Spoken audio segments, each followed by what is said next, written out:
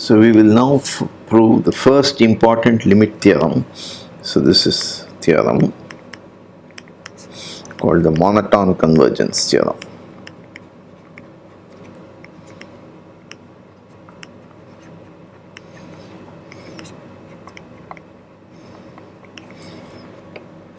So X S mu is a measure space and Fn n equals 1 to infinity, a sequence of non-negative measurable functions defined on X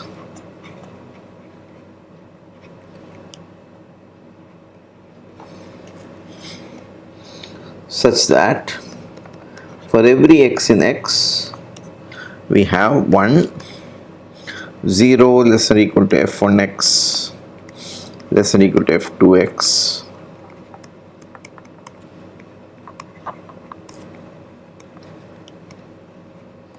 so it's a monotonic increasing sequence, and 2 fn x converges to f of x. Then integral fn d mu over x converges to integral f d mu over x. So we are having that the integral limit of the integrals is the integral of the limit. So this is the, you can interchange the integration is a limiting process by itself. We also have pointwise limits and integral of the, so you can interchange the two limit process. The limit of the integrals is the same as the integral of the limit. In other words, a limit can go inside the integral sign. Okay, so proof. So you let alpha be the supremum over all n of integral fn d mu. So we need to show, in fact, alpha equals integral over x f d mu.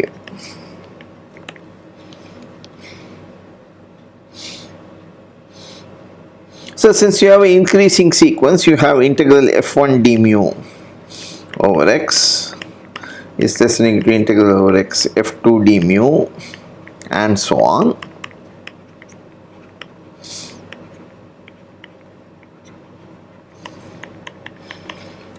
And you also have fn is an increasing sequence, and so fn is less than or equal to f for all fn n. So integral over x fn d mu is also less than or equal to integral over x f d mu. So this is an upper bound for all these things, and therefore you have that alpha is less than or equal to integral over x f d mu. So we have to show the converse. So now let 0 less than c less than 1 be a fixed constant, and phi non-negative simple function such that 0 less than or equal to phi less than or equal to f. Okay, so define En equal to set of all x in X such that fn x is greater or equal to c times phi of x. Now En is of course measurable, and you have that E1 is contained in E2 is contained in, and so on, because fn is an increasing sequence. So if x belongs to En, then fn x is bigger than c phi x. That means fn plus 1x is also greater or equal to c phi x. That means x belongs to En plus 1. So En is a increasing sequence. So there are two possibilities for x in X. So either fx itself is 0. This implies that fn x equal to 0 for all x, and phi x is of course equal to 0, and you have, in this case, all this implies x belongs to E1. or fx is strictly positive, and since phi is less than or equal to f and 0 less than c strictly less than 1, this implies that fx is strictly greater than c phi x, implies there exists an n, because this is the supremum, there exists an n such that fx is greater or equal to fnx greater or equal to c phi x, which implies that x belongs to En. So in other words, this implies that x equals union n equals 1 to infinity En, and this is Ens are all increasing, remember. Okay. Now integral over x f d mu fn is bigger or equal to integral over En fn d mu, and that is greater or equal to, because fn's are all non-negative and En is a subset, and that is because fn is greater to c phi x in En here, and therefore this is less than c times integral En phi x phi d mu, and this I am going to say define it as c times nu of En. So nu of En equals integral En phi d mu. But what do you know? Phi is a simple non-negative simple function, so nu e equals integral over e phi d mu defines a measure, and therefore if you pass to the limit in this relationship here, so if you then you will get alpha, which is the supremum of all that, is bigger than or equal to c times limit n tending to infinity nu of En, but En is increasing, and therefore this is equal to c times nu of x, and that's equal to c times integral of x phi d mu. So this is true for all phi, true, 0 less than or equal to phi less than or equal to f, therefore by definition alpha is greater or equal to c times integral f d mu by definition. Now 0 less than c less than 1, this is true for all c, 0 less than c equal to 1, so this implies that alpha is greater or equal to integral of x f d mu, and that is what we wanted to prove.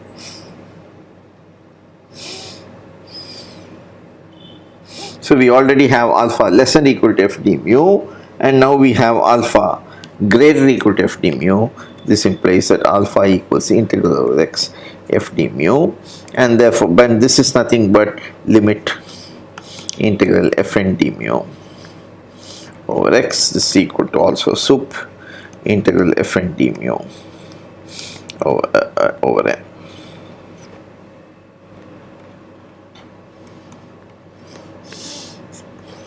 Okay, so this proves the monotone convergence theorem. Very useful, very simple to apply.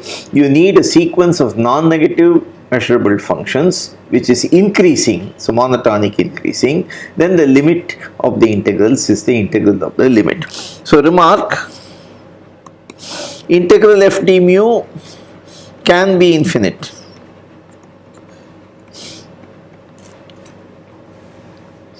So this just implies that integral sup fn d mu over n is also plus infinity. So both sides say infinity, and that's it. So now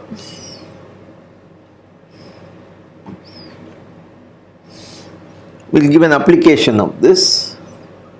So proposition x s mu measure space, fn non-negative measurable functions.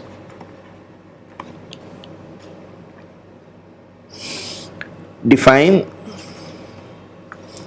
fx equals sigma n equals 1 to infinity fnx.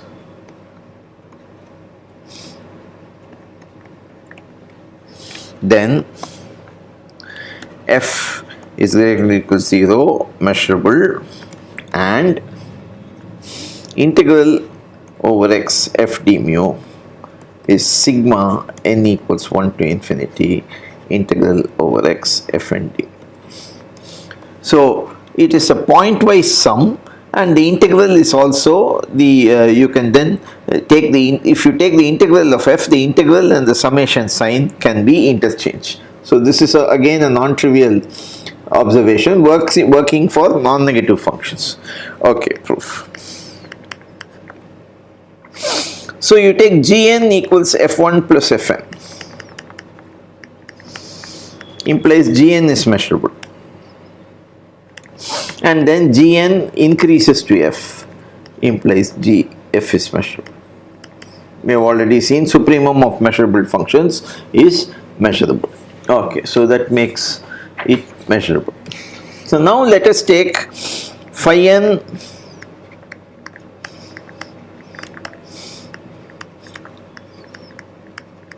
and psi n. Psi n simple, and phi n increases to f1, psi n increases to f2. We can always do this because of that theorem. Then we also have that phi n plus psi n is simple and increases to f1 plus f2. So we have by monotone convergence theorem, you have limit integral phi n plus psi n over x d mu is nothing but f1 plus f2 d mu over x, and integral phi n d mu over x converges to integral f1 d mu over x, integral over x psi n d mu will converge to integral over x f2 d mu. But we also saw if phi n and psi n are simple, so phi n psi n simple, this implies and non-negative. So this implies that integral over x phi n plus psi n d mu is equal to integral over x phi n d mu plus integral over x psi n d mu, and therefore passing to the limit you get integral over x f1 plus f2 d mu equals integral over x f1 d mu plus integral over x f2 d mu. So by induction, integral over x f1 plus fn d mu equals sigma I equals 1 to n integral fi d mu. Now this is the function gn, and gn increases to f, all non-negative. Okay, therefore again by the monotone convergence theorem you get passing to the limit integral f d mu equals limit n tending to infinity sigma I equals 1 to n integral fi d mu, and that's equal to sigma I equals 1 to infinity integral over x fi d mu, and that completes the proof. Okay. So we will now do some examples in the next session.